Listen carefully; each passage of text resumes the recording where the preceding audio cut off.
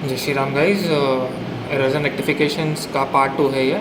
कुछ camera issues आ रहे थे पर कोई बात नहीं। Let's move on to the next illustration guys. एक कॉन्सेप्ट होता है सस्पेंस अकाउंट। फॉर एग्जांपल यहाँ पे एक बिट है 41 इलस्ट्रेशन में, second bit, the sales account has been total and short by ₹100।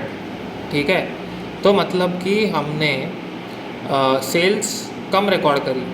ठीक है, अब हमको नहीं मालूम वो कैश थी, किसने दिया, क्या था, और अब ये पकड़ में आ गया कि कम हुआ है, उसमें वो इन्फॉर्मेशन दी नहीं, तो इसलिए suspense account debit to sales account. ठीक है, कोई भी कभी भी गैप फिल करना होता है तो हम यूजुअली सस्पेंस अकाउंट का यूज़ करते हैं। इवन इन ट्रायल बैलेंस अगर आपका टोटल मैच नहीं होता है, डेबिट क्रेडिट आप सम करोगे, तो इसका मतलब ये नहीं है कि वो सम गलत होगा, या हो सकता है कि वो सम ऐसा ही दिया हो कि वो बैलेंस आना चाहिए।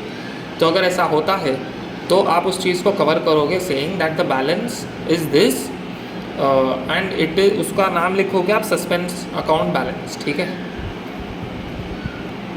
वैसे तो यूजुअली मैच होना चाहिए इन रियलिस्टिक टर्म्स, मगर कभी नहीं, वैसे तो सम्स में भी ऐसा आ नहीं सकता, but this is the concept कि अगर बहुत रेयरली अगर आया, मैंने तो कभी नहीं देखा कि मतलब सस्पेंस अकाउंट का सम आएगा, बैलेंस हमेशा मैच होना चाहिए।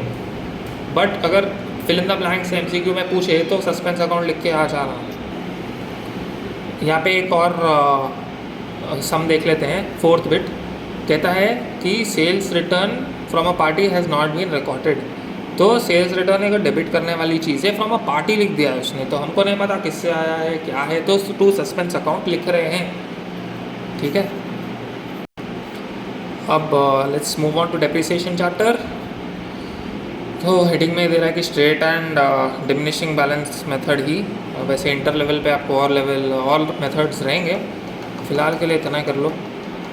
डेप्रिसिएशन का यही है, एक टैंजिबल एसेट होता है, उसकी वैल्यू डेप्रिशिएट होती है, यानी कम होती है over it's life time. For example a machine, मगर हर टैंजिबल एसेट के साथ ऐसा नहीं होता, हर फिक्स्ड एसेट के साथ ऐसा नहीं होता। फॉर एग्जाम्पल लैंड अप्रिशिएट होता है विद टाइम गाइस।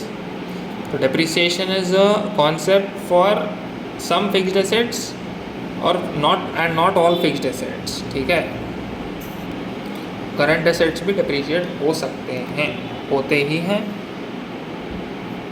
तो let's move on. Amortisation intangible assets का डेप्रिसिएशन है और टैंजिबल एसेट्स का टर्म डेप्रिसिएशन है। ठीक है, ऑब्सोलेसेंस क्या होता है गाइस? जब अगर कोई मतलब कोई चीज़ है, कोई प्रोडक्ट बेच रहे हो, पर अब वो ऑब्सोलेट हो गई है क्योंकि there is a new update in the market, कोई न्यू टेक्नोलॉजी आ गई, तो अब वो बेकार हो गया। अब पूरे लोग उस चीज़ को वैल्यू करते जो नया है। ठीक है, डेप्लीशन क्या होता है गाइस? टैंजिबल फिक्स्ड एसेट्स में जो भी एग्जॉशन आता है या उसके यूज़ के वजह से, तो जब उसकी वैल्यू कम होती है after using it with time, जैसा भी उसको हम बार बार यूज़ करते हैं, तो उसको कहते हैं डिप्लीशन। वैसे तो स्ट्रेट लाइन आप काफ़ी इजी समझ जाओगे, कुछ भी नहीं गाइस। अगर ₹1,00,000 की चीज़ है, आपको 10% अगर डेप्रिसिएशन दे रहा है 5 साल के लिए, तो आप उस चीज़ का 1,00,000 इंटू 10% 10,000 हो गया। 10,000 माइनस करते जाओ 5 ईयर्स तक, तो हो जाएगा 1,00,000 माइनस 10,000 ईच ईयर करते रहना, आ जाएगा वैल्यू 50,000 पे आफ्टर 5 ईयर्स। ठीक है, दिस इज़ वेरी सिंपल। और डिमिनिशिंग वैल्यू का अगर एग्जांपल सेम नंबर्स में ले, तो अगर एक चीज़ ₹1,00,000 की है, 10% डिमिनिशिंग डिप्रिसिएशन है और फॉर 5 ईयर्स, तो 5 ईयर्स के लिए गाइस आप पहले 1,00,000 पे 10% निकालोगे, आ जाएगा 10,000। पहले साल के लिए आप 10,000 निकाल के उसकी रेसिजुअल वैल्यू आ जाएगी 90,000 फॉर द सेकेंड ईयर। अब सेकेंड ईयर पे क्या करोगे आप? 90,000 इंटू 10% निकालोगे विच इज़ 9,000। अब 90,000 माइनस 9,000 करोगे और आ जाएगा आपको 81,000। Now this is the residual value for the third year.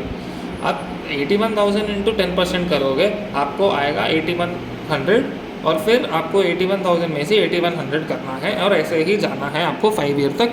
तो जो वैल्यू रेसिजुअल आएगी 5th ईयर के लिए, वो आपका आंसर होगा।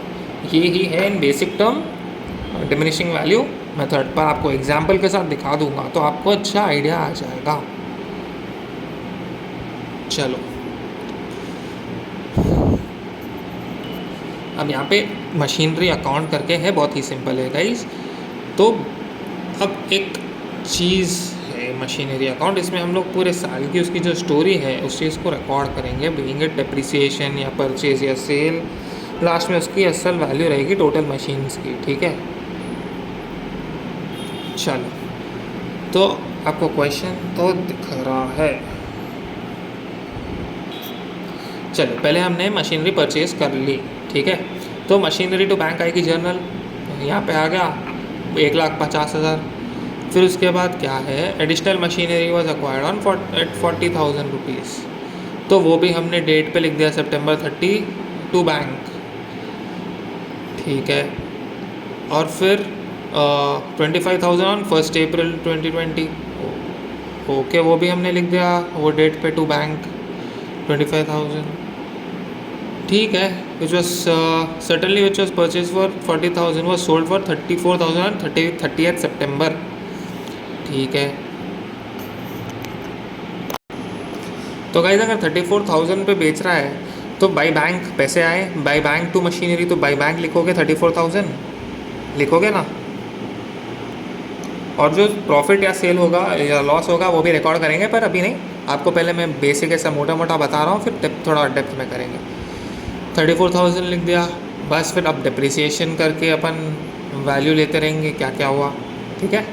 तो चलो, पहले 1,50,000 की परचेज़ करी थी और डिप्रिसिएशन रेट क्या है हमारा 10%, तो उसका हो गया 15,000। अब बाई बैलेंस कैरीड डाउन, क्योंकि वो साल का कोई और एडजस्टमेंट था नहीं, तो 1,35,000 हमारा बैलेंसिंग था फॉर नेक्स्ट ईयर का ओपनिंग बैलेंस।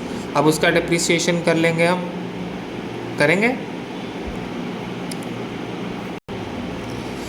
तो अब हम लोग जो डिप्रिसिएशन है वो सिर्फ 1,35,000 पे नहीं, जो हमने नई मशीन खरीदी है उस पर भी लेंगे with due respect to its remaining months. मतलब September 30 से लेके March 31 तक कितने भी मंथ्स है, कितने हो गए गाइस, अक्टूबर, नवंबर, दिसंबर, जनवरी, फरवरी, मार्च, 6 × 6/12 करना पड़ेगा 10% ऑफ 40,000, तो वो आ जाएगा 2,000।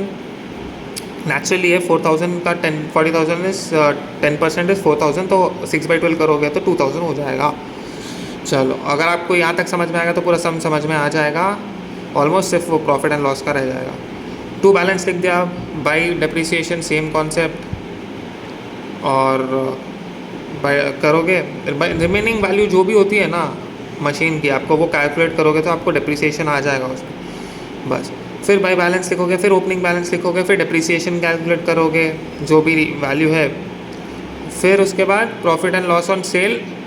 अब आपको कैलकुलेट कैसे करना है गाइस, प्रॉफिट एंड लॉस ऐसे आएगा, मतलब जो भी जैसे हम लोग यहाँ पे 1,50,000 वाली मशीनरी को सेल आउट कर रहे हैं, तो वो 1,50,000 की मशीनरी अभी कितने की वैल्यू है, जब आपको specific depreciation of that machinery, not total depreciation, हमने बीच में ख़रीदा भी है, उसको एक्सक्लूड करके जो भी उसकी अकेले की डिप्रिसिएशन वो दिन पे है वो कैलकुलेट करना पड़ेगा आपको, ठीक है।